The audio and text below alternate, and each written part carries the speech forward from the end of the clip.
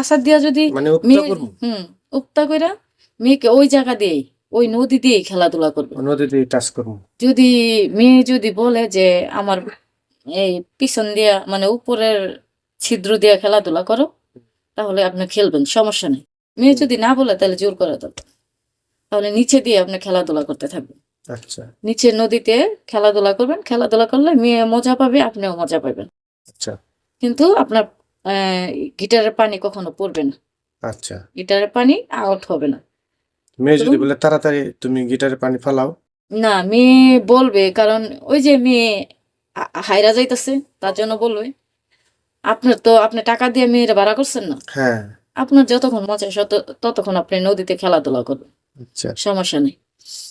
তো আপনাকে মূলত এই বুদ্ধিটা দেওয়া হয়েছে। আর বিশেষ করে আমি এই ভিডিওটা বানাইছি আপনাদের মতন মানে পুরুষদের উদ্দেশ্যে। হ্যাঁ, অনেকে কমেন্ট করে। হুম, অনেকে আমাকে কমেন্ট করে, অনেকে বেশি বেশি করে কিছু কিছু ভাইয়ারা আছে ভিডিও শেয়ার দেয়। বেশিরভাগ ভাইয়ারা কমেন্ট করে যে কিভাবে কি করতে পারবো, মানে আমার অনেকের ওয়াইফের সাথে খেলাধুলা করতে যায়, ওয়াইফের মানে হারে না, সে হায়রা যায়। এই এই বুদ্ধিটি চায় আর কি আমার কাছে কমেন্টের মাধ্যমে, তখন আমি তাকে এই বুদ্ধিগুলা দিই তাদেরকে। তো আপনি আর কি বলবো, আপনি এই কাজটি করবেন, করলে আশা করি কাজ হবে। তো আরেকটা কথা, শুধু ভাইয়াদের উদ্দেশ্যে বলতেছি, যদি আমার ভিডিওটা ভালো লাগে অবশ্যই বেশি বেশি করে শেয়ার দিবেন, লাইক কমেন্ট করবেন।